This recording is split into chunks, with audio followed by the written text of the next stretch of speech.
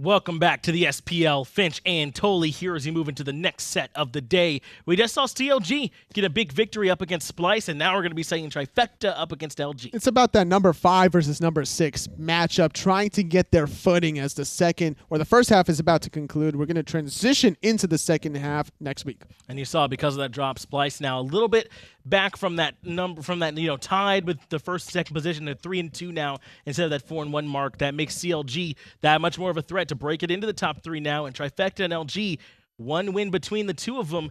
They're going to be trying to see who can come away with another win or if LG can tie it up. They're trying to find something. Luminosity without any sort of victories. They only found one game against E United in the best-of-3 set. Couldn't seal the deal there. It was Trifecta that started off the split with a 2-1 victory over CLG, but couldn't find any sets afterwards. Juggling between Zapman and Met Yankee. Now Zapman's back. It's Paul in the mid lane. That's right. And trying to find a solidified roster heading into the conclusion of the summer split, maybe transitioning even towards the fall long term. They might have to start looking towards that goal, but they can certainly feel comfortable knowing that they've got Paul looking great even right now. They don't have to wait till fall to have a great mid laner. It's just that as a unit, it seems like they still have a few things that they need to be working on.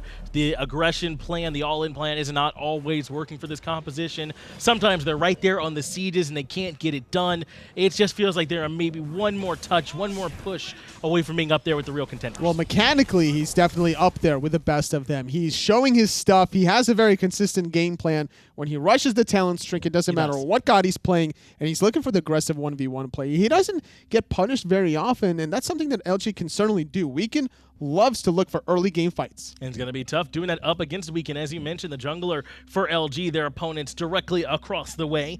Weekend very much likes to play aggressive here this season. He's really coming into his own, but the direct lane opponent for Paul, that's going to be keegsmate, the SCL all-star who's made it up here to the SPL and continued to look excellent for this LG squad. Really, both this team have newish mid laners who are playing a little bit above their weight, but that still has not been enough for them just yet. Going from the console hunter position to the PC mid, an interesting transition between the two, SML mid into SPL mid.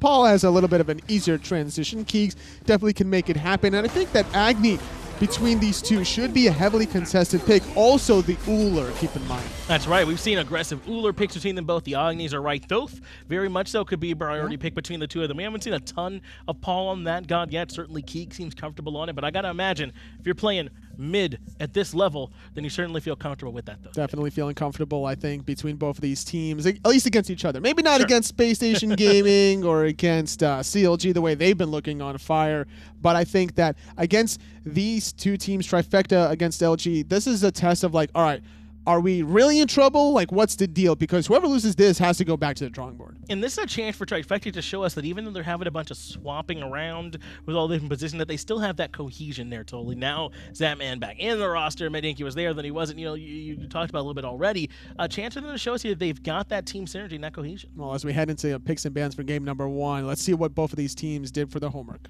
Well, we'll go ahead and start looking at those picks and bans. Indeed, Trifecta, it appears, is going to be that first pick selection going up against LG. We'll see what to get prioritized. We've seen Achilles be a priority pick between these. The Athena, the Guardians, the Terras have all been highly valued as well. Let's see if that continues amongst these two squads. Season 5, summer splits, so many different styles of picks and bans, whether it's healers, Guardians that are being prioritized.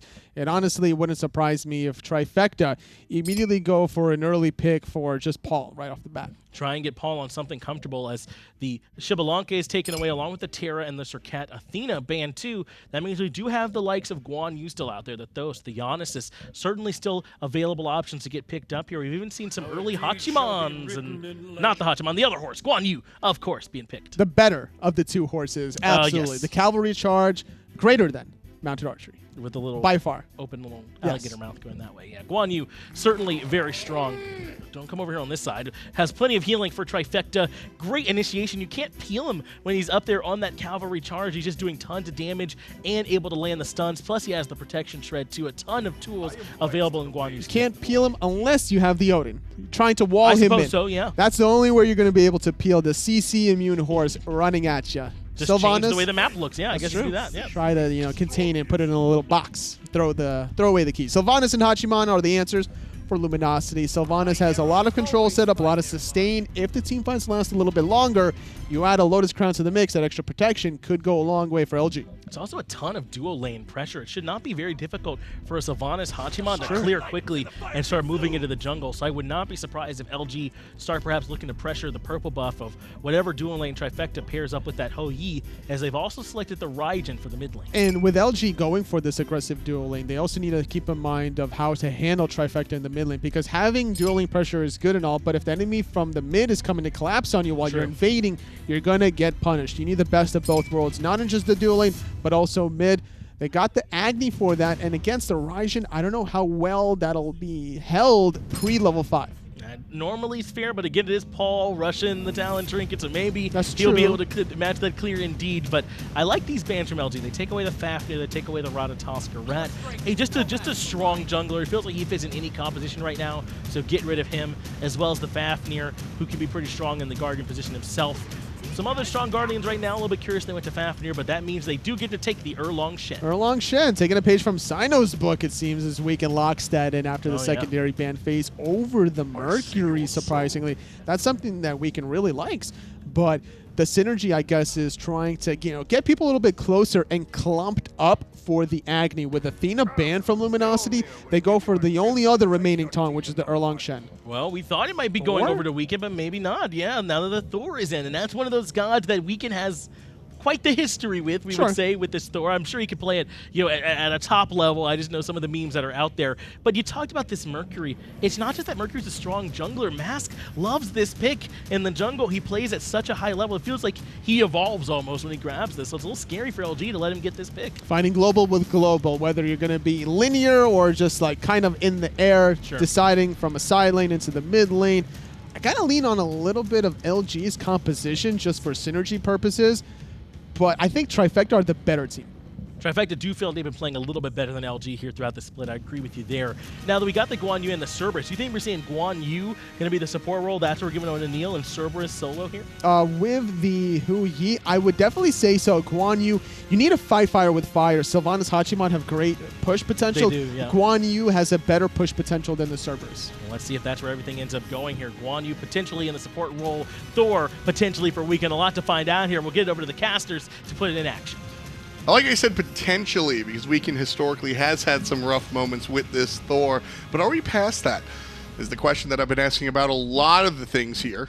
Are we past some of the struggles that LG has had early on? Are we past some of the other things?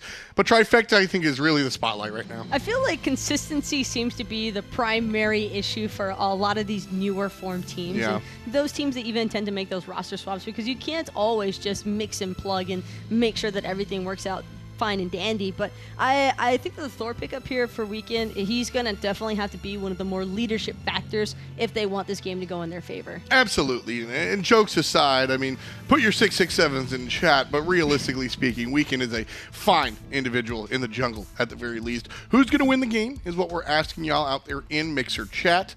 So let us know who you think takes this one. Honestly, looking at the draft, I mean, this draft is kind of even on both sides, so, man, it just comes down to the battlefield. I think all eyes are going to be falling onto Paul and whether or not they can have those continuous moments of just that pure burst damage. I think that's a big thing that Paul likes bringing to the table. He's shown it time and time again through his God Pull, even now with the Raijin. And, of course, Zapman on that Hou-Yi. Can he do it again?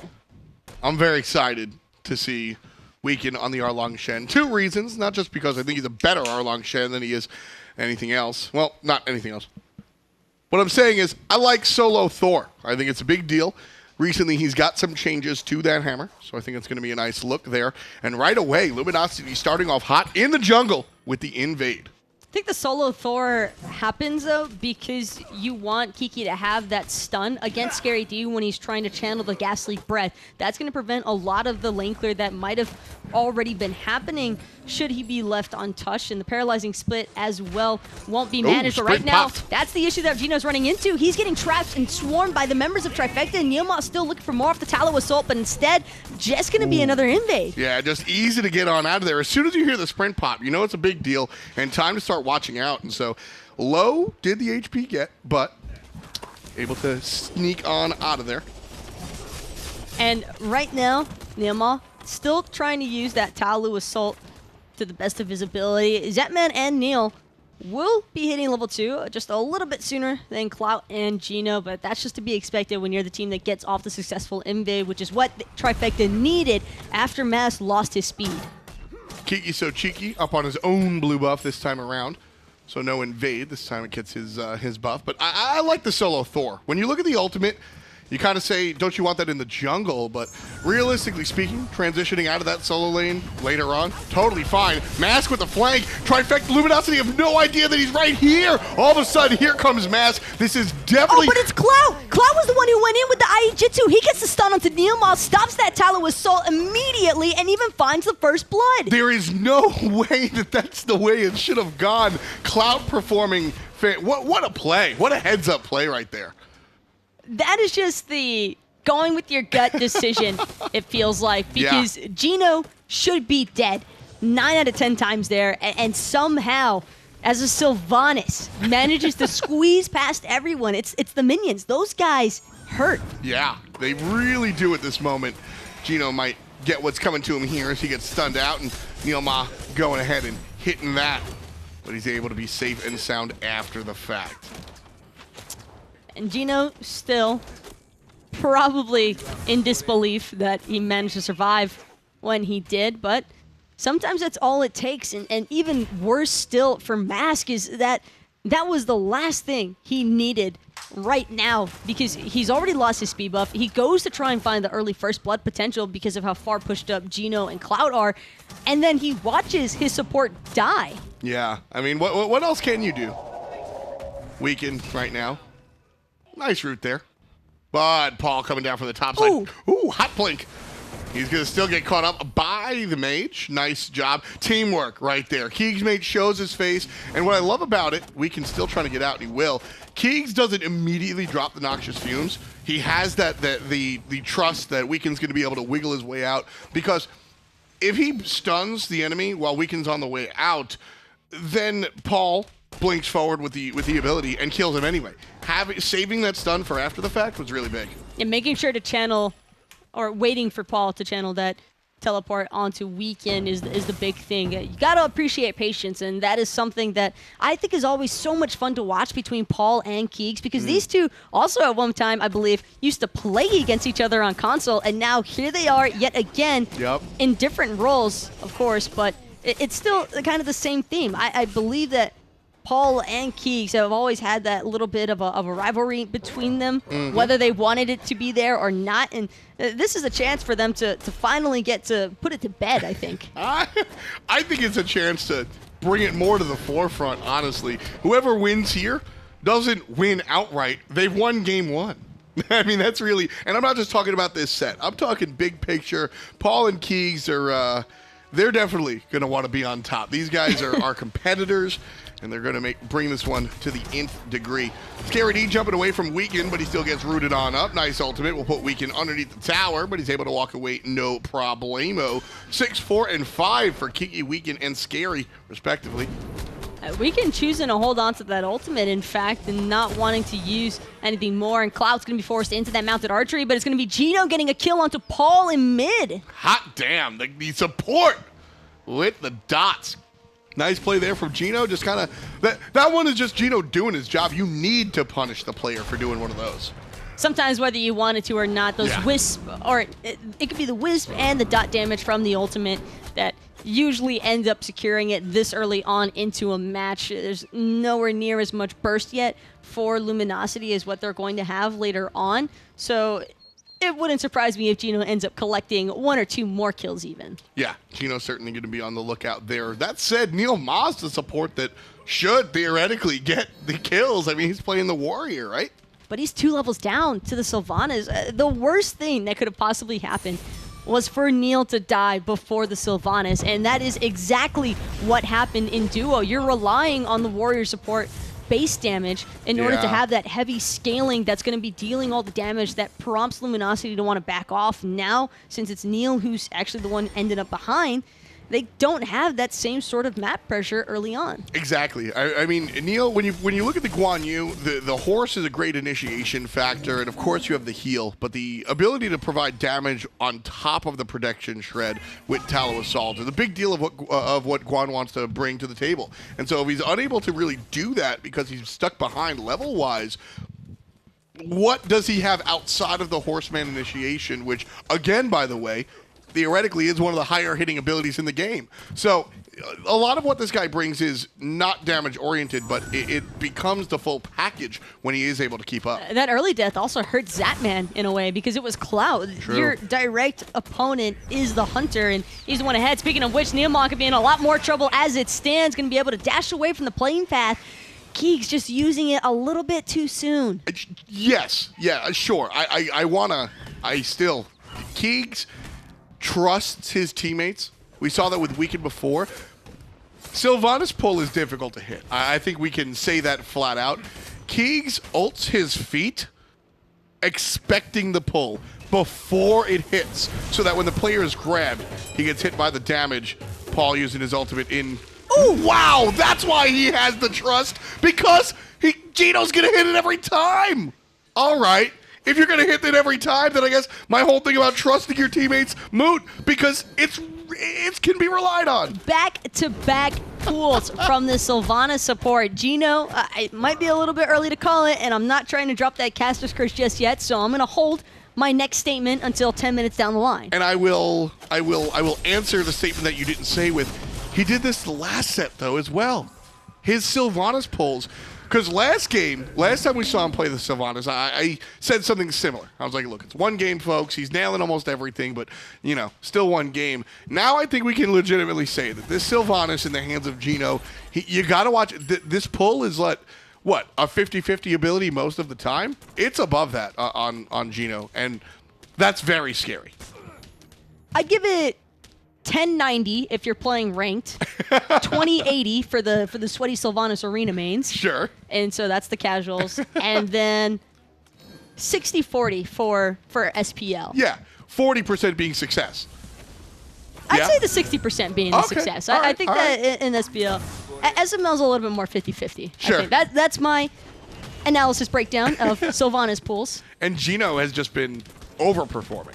And it's been very impressive. And honestly, I look at the Sylvanus pick a lot of the times, and I'll be straight. A lot of the times, I kind of just wish your Sylvanus was a Geb, right? Because the ultimates are similar, right? You got to but if you could reliably land that pull, you wish it was a Geb if the game goes 35 minutes or later. There you go. If it goes to that level, then you're like, damn, dude, why am I playing Sylvanus right now? Because you're missing so much of that initiation factor. But I like this. Keeks looking for whatever poke he can get onto Paul, and that's going to end up removing 70% of Paul's HP bar, so there's not a chance in hell this Raijin's going to step up. KikiSoCheeky has been a big shining light for Luminosity, a team that, I've said this a lot, Taco, this is the best chance that Weekend has had since that Allied AFK team. I just feel like Weekend has been trying to find a team that works well with him and works well in general, and hasn't really come up with that.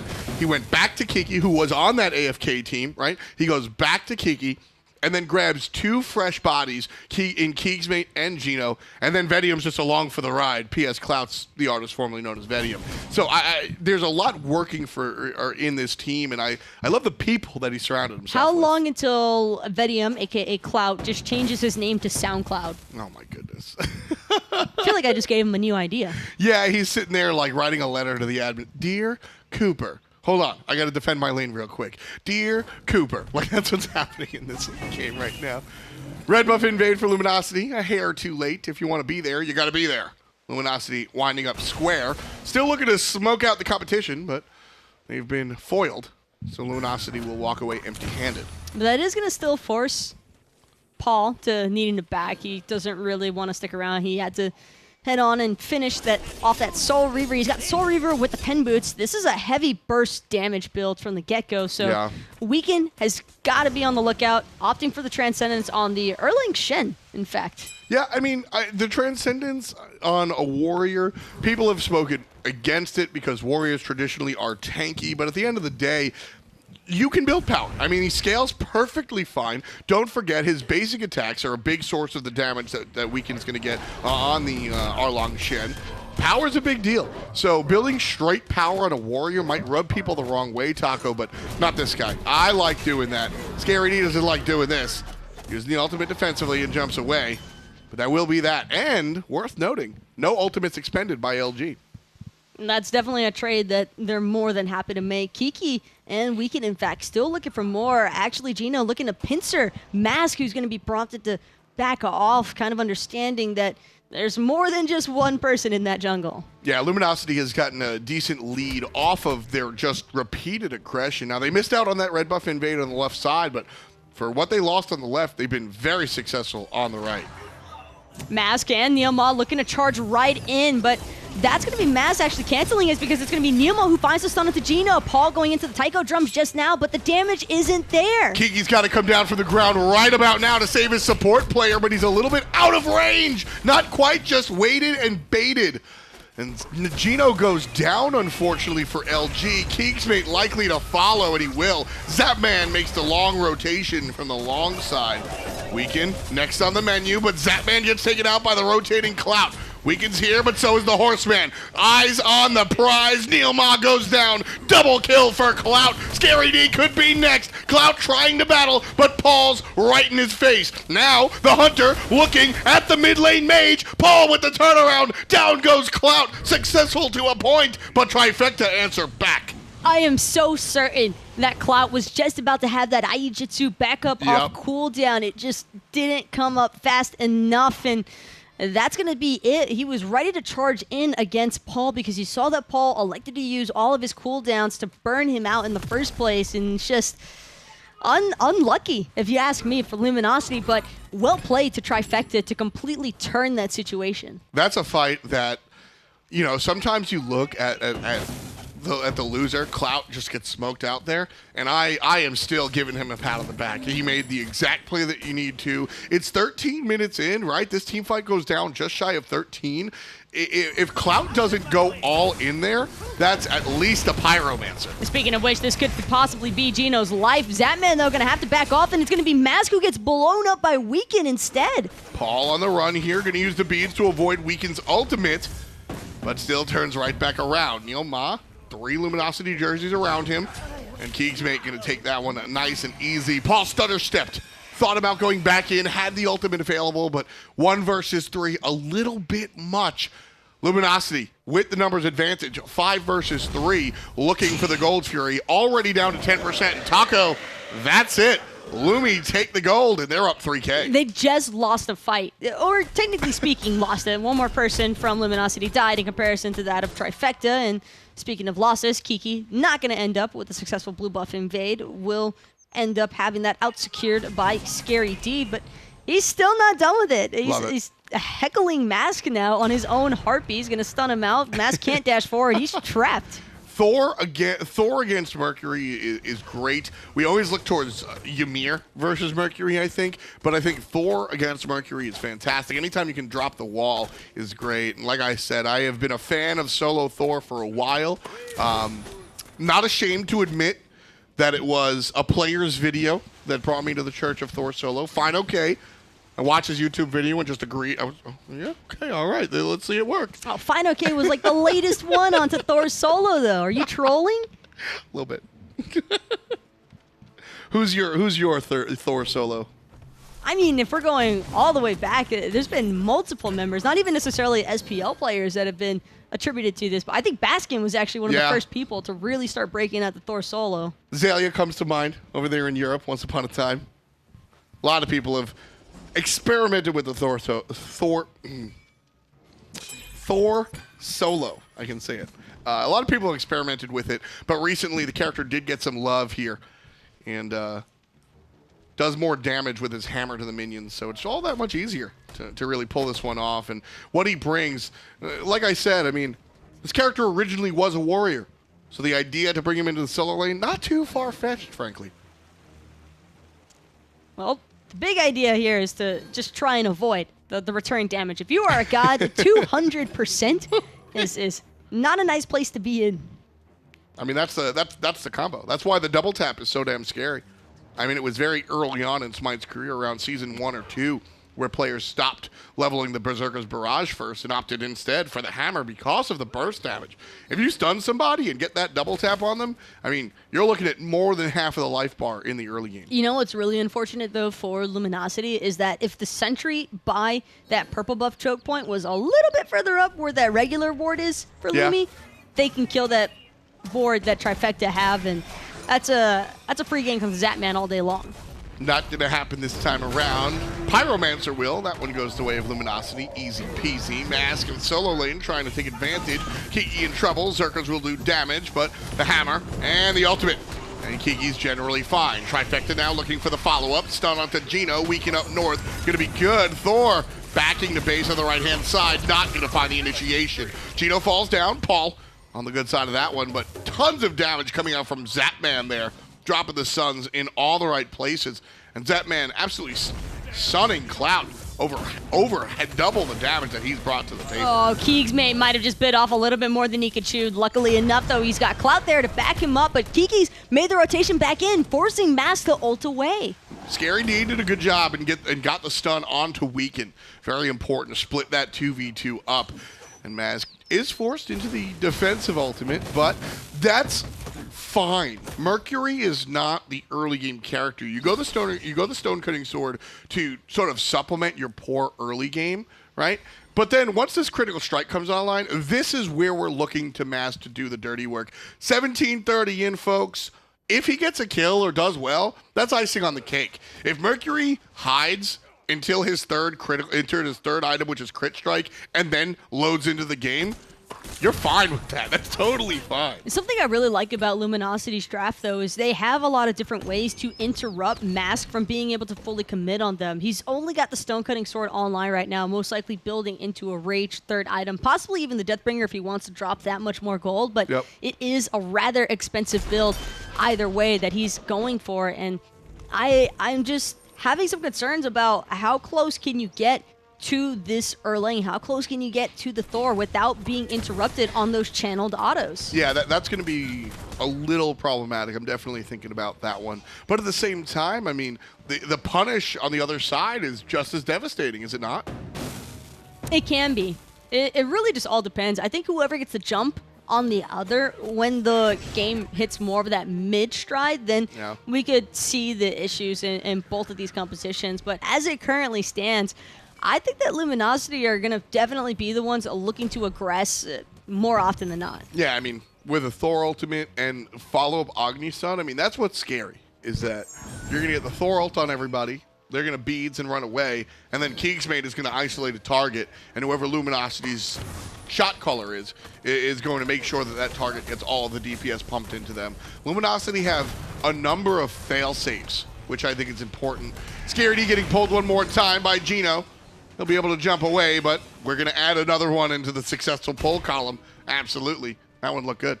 Scary D, just a little bit too tanky, though, to really care about what's happening there. He's also got NeiruMah pretty close by, so he can just get some heals from there if necessary. But all 5 members of Luminosity, this Gold Fury is getting burned. Easy. Trifecta. Caught looking one more time. Sprint pop, though. They're certainly looking for more. Scary D going to avoid the nonsense out of Geno. Thor in the air. And that makes Trifecta spread out. And it's just Thor in the air, though. It's going to be a successful disengage for Luminosity, and all 5 members still perfectly healthy to try and help defend this T1 in mid. Love the respect the Trifecta are giving the Thor, but you have to be able to fight at some point. Kiki stunned out. NeiruMah onto the tower. Mask tanking it, brought down to half HP. Suns dropped underneath the tower, but to no avail there. Mask, I think, just got so fortunate there because the tower aggro was actually on him. Yeah. And that is so uncommon to see your assassin being the one first targeted, but that's just the way it is sometimes. And Mask forced to disengage because he just gets poked out too much. Trifecta understanding without our jungler being perfectly healthy, we can't take on a 4v5 to siege this tower. Yeah, NeiruMah was the first under the tower, but Mask struck before NeiruMah could. So Neil had the right idea. He just needed to keep going and get the basic, but who would have thunk it? Mercury's faster than literally everybody. Oh, well, rough stuff there for Trifecta's jungler. Almost 21 minutes on the clock, and Luminosity leading by about 5, 6K. Right now, though, this has just been a lead built purely off of Luminosity capitalizing on these objectives. Like, they've had 2 Gold Furies, 1 Pyromancer. It just feels like Trifecta have been snoozing a little bit. Yeah, I mean, I correct myself. 4,400 is the gold lead for LG, and 4,400 is about 2 Gold Furies and a Pyromancer. That's really all of the work that Lumi has done here. And it's been, the Gold Furies have been Trifecta just watching. I mean, it hasn't even been great zone coming out from Luminosity, just they've been getting the work done very quickly, which is interesting to say because Trifecta are the team that have the Mercury that's known for the objective shredding nonsense. This is a heavy AoE battle, though, between these 2 teams. You've got keegsmate that can cover a lot of space with the Agni bombs. Kiki, I believe, who will effectively make Trifecta not want to stay grouped up, and their composition kind of relies on that. When you have the Guan Yu, you want him to be able to spam that conviction, and he won't be able to assist if you're forced to spread out because of a Thor ultimate. And one of the nice things that Keegs does in addition to that is Thor's going to cause everybody to spread, and if they do clump up, Thor's going to punish that, Weaken's going to punish that, Keegs is going to punish that, and even if they do successfully spread and Neil's going to go by himself and look to strip somebody's protections, Keegsmate's going to interrupt the Tallow Assault. Luminosity's draft right now is just really, really, really clean, specifically against what Trifecta has brought to the table, and I think it's really helped them out in the team fights. One more time, LG grouping up around the Pyromancer. But the Pyromancer's already getting burned out. Scary D tosses at the Paralyzing Spit, but that's one more objective going in Luminosity's favor. So I talk a lot about this to specifically Aggro and Toli. Again, Paul gets pulled. Clout going to go in here, and Paul's going to get smoked out by the long-range shots out of Clout. Wonderful heads-up play by the Hunter. Luminosity now sieging the Tier 1 tower. Thor in the air. Scary D on the back line. Luminosity has to be aware of the Cerberus. Zapman coming in, but Thor right to the front. Zapman takes down Weaken. Tier 1 tower goes down. Kiki goes down. The double kill. Welcome back, Zapman. KikiSoCheeky. So dead. keegsmate going to get stunned out one more time by that Paralyzing Spit, but it seems as though Luminosity will manage to walk away from this moment forward. No Gold Fury on the map. Sure, Trifecta are getting the kills, but Luminosity are taking everything first. That's still, I guess that's debatably a win. It's a 2-for-1 plus a Tier 1 tower. I don't think that's a win, though. They lost Paul, probably their most important member on the map right now. Well, I was talking for LG, even losing 2 players, that might still be the win. Yeah, no, for Luminosity, that's a win every single day of the week. They get the T1 tower. Sure, they lose 2 members in the process. Weaken, I think, went a little bit too aggressive, kind of overextended, without any support behind him. Mass did a great job there as well, making sure to isolate Weaken by catching him and forcing those purification beats early on, so Zapman could use that Mark of the Crow Ricochet stun combination that funneled into Weaken's death.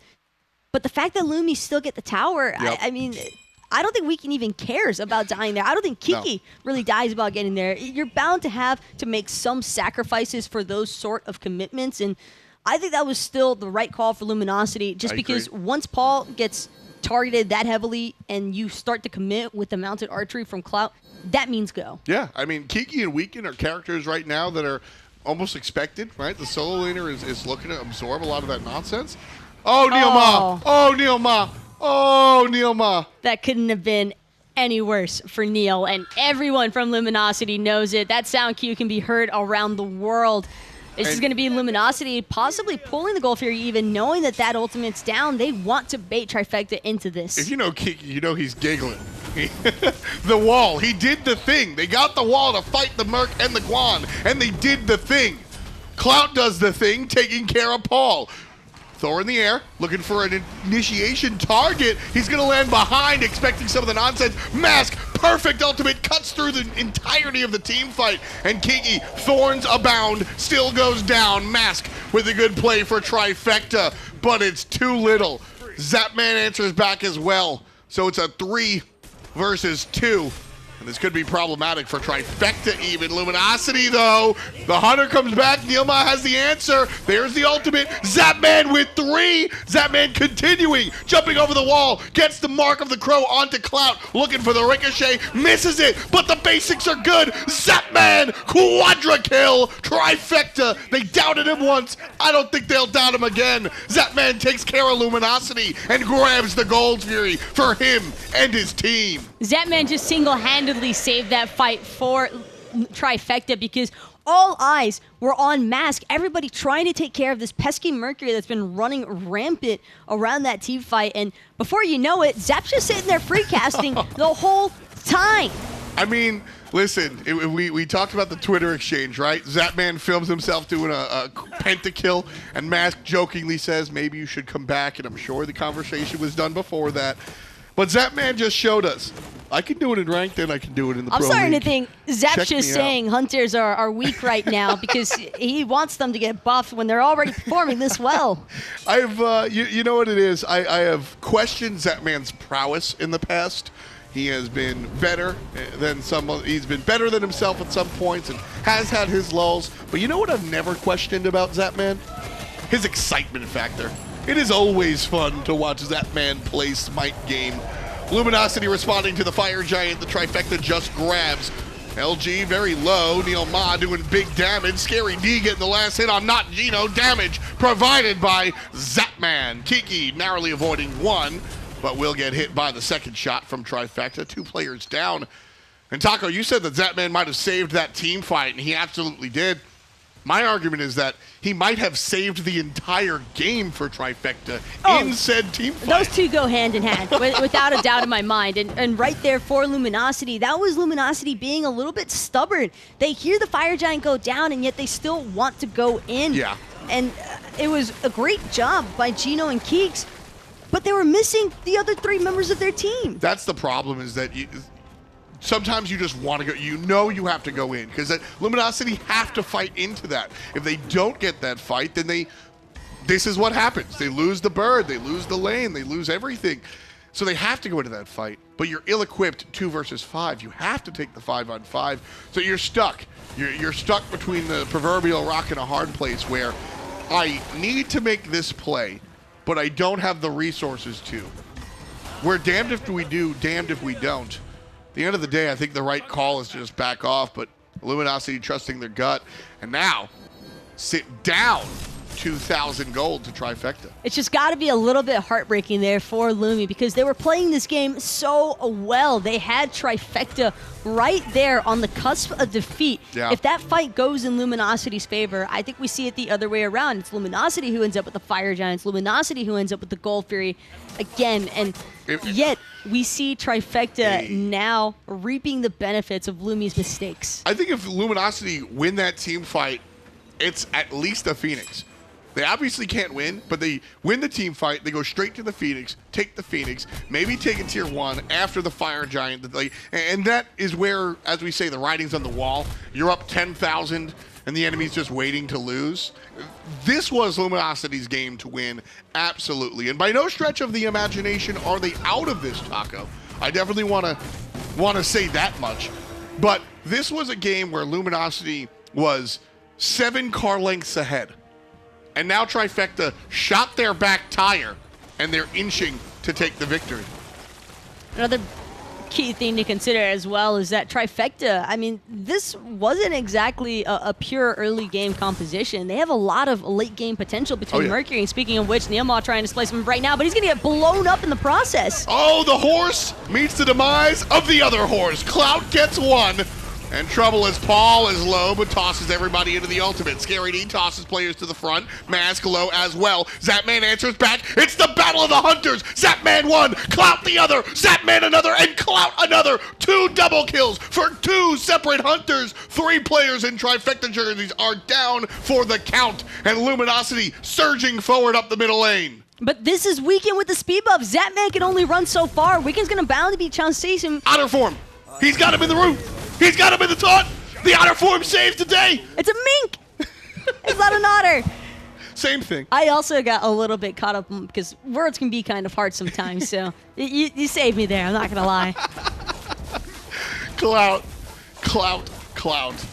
This has been the Hunter show. Oh, Weekend's going to fall there. That was rough. Paul showed up and just smacked Weekend in the mouth. Sometimes Weekend needs a smack in the mouth. Look at Keeks. Thinking about it, it seemed as though he wanted to wait around that corner for a second, but realizing all their jungle's still up and the Gold Fury due to respond soon pretty well also. And it all begins with Kiki's wall. Yeah. Kiki's Thor wall. I think that there have been so many different individual plays from both sides that have just been absolutely incredible to watch. Kiki, you know, Scary D is having a fantastic game, but Kiki is showing basically why I was so excited to see the solo Thor against this composition. The walls have been just unmesswithable. And what's interesting, Taco, is that the control that Kiki has had on this game, I don't think another pick can do. I don't think any other character can control the way that Kiki has been controlling the Guan and the Merc. Maybe an Odin? The only issue with the Odin is that it's really hit or miss. You're playing around the cage execution factor, and yeah. if you miss it, your opportunity with that ring, you're bound to be waiting at least another 30 to 40 seconds before your team's able to set up again, and that's not factoring in your teammates who use their ultimates, so you won't have those for the second chance. That's the big thing about Odin that gets me. Here, though, we see Trifecta trying to just burn this Fire Giant. They're going to be the ones to get it. Luminosity caught looking this time around. Big ultimate from Scary D, putting everybody in the ultimate coming out of Zapman. Gino narrowly avoiding it, but Zapman finishes it one more time. Folks, I only say folks ironically. I don't know why I said that.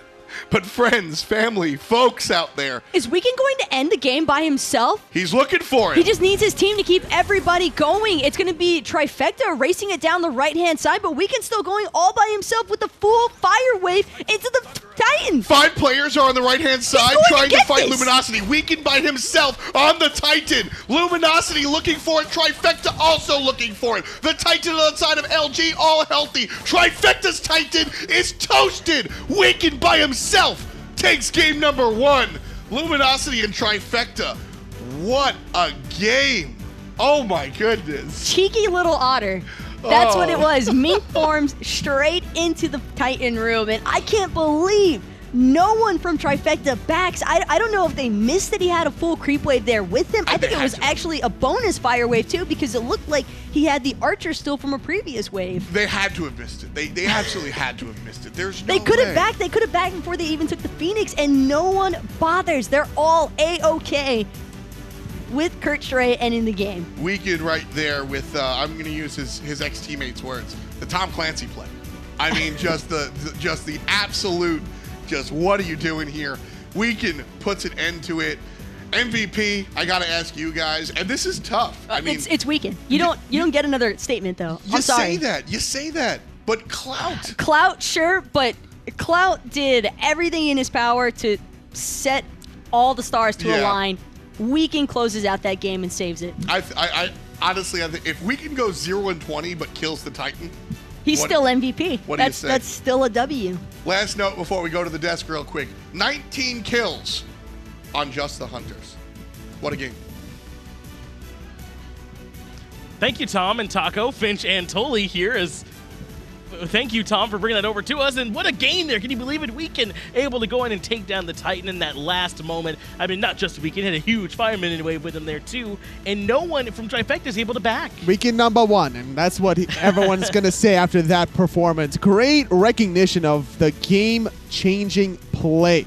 The rest of them was just able to try to split push. I'm not sure why Trifecta didn't back. They had to realize that there was a fire beating wave that was going to enter, and they thought that they could just win the base race, but heavily miscalculated. Yeah, it ended up being very difficult for them to try and outrace them. There were still members of LG that were back defending the Titan, and it sounds like he is indeed selected as the MVP there for him. And it's hard to pick anyone else after he's the one that goes in and finishes that game off for them. But to be fair, Weekend had a great game aside from just being able to the one that comes in and ends the game for him. And the Erlang Shen working out very well, being able to chase so many different members, or at least setting up the plays. He didn't really have the kills or the damage, but it was a lot of the setup between the pins and then also between the taunts and making the MVP play right there. This is it. This is him PvE. grabbing that Titan. Meanwhile, the rest of the Meanwhile, the rest of the team is back in the Titan room trying to defend up against the rest of Trifecta who are pushing in. They did a great job really defending there. But totally, I mean, if that play doesn't happen, there's still other stuff that we got to break down because that game really looked like Trifecta had managed to pull it back from LG. Mask had a great ultimate around the 25-minute mark. He ripped through some of the front line and created a distraction in the back where Zapman eventually got the quadra kill. But that play was brought because of the Mask ultimate into NeiruMah tanking so long and healing consistently that he got 2 ultimates off, 2 cavalry charges throughout the duration of that team fight. Yes, Zapman got all the glory, but you got to give credit to the front line as well. Mask and NeiruMah set that play up. That's right. The heroes behind the scene to make it happen. Sometimes they're talking in the ear. Sometimes they're saving you during games. You just never really know. Those ones who are the ones that actually make all the magic happen for you. But